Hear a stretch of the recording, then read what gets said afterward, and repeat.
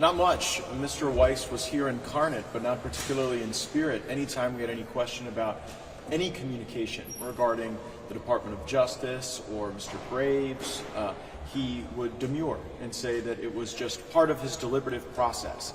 Well, the reason Congress has questions is because that deliberative process has resulted in some pretty bizarre outcomes that we can't explain to our constituents. And we think that Mr. Weiss has been pretty evasive in just deeming everything deliberative. Did he say that he always had ultimate charging authority in the case? Well, it was interesting. Mr. Weiss reflected on his authorities, but then when we asked about the influences on those authorities, were there emails or meetings where people tried to move him in one direction or another, he was entirely recalcitrant. Was he asked specifically about the Shapley testimony, about that October 7th meeting? Did he respond to that? We're getting there. We're a little earlier in the timeline.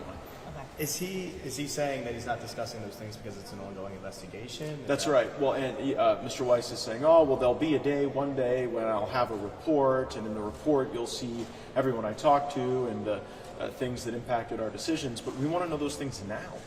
And we have testimony from other people, including Mr. Graves, that the collaboration here wasn't what you would typically see in a Department of Justice matter, that there was this Delaware way, right, where the Bidens were treated like Delaware royalty.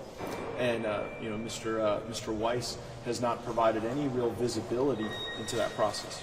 What, if anything, did you get answers on? Almost nothing. I mean, to the point that if we even asked Mr. Weiss how his correspondence and communications with the Department of Justice worked, he wouldn't even tell us whether or not they were or weren't by email.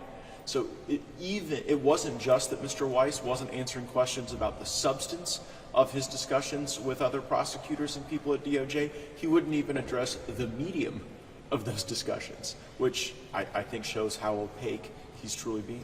Was there any discussion of his timeline of when he might be able to wrap up his investigation? It was very obtuse. There was no real clear assessment of that I was able to glean.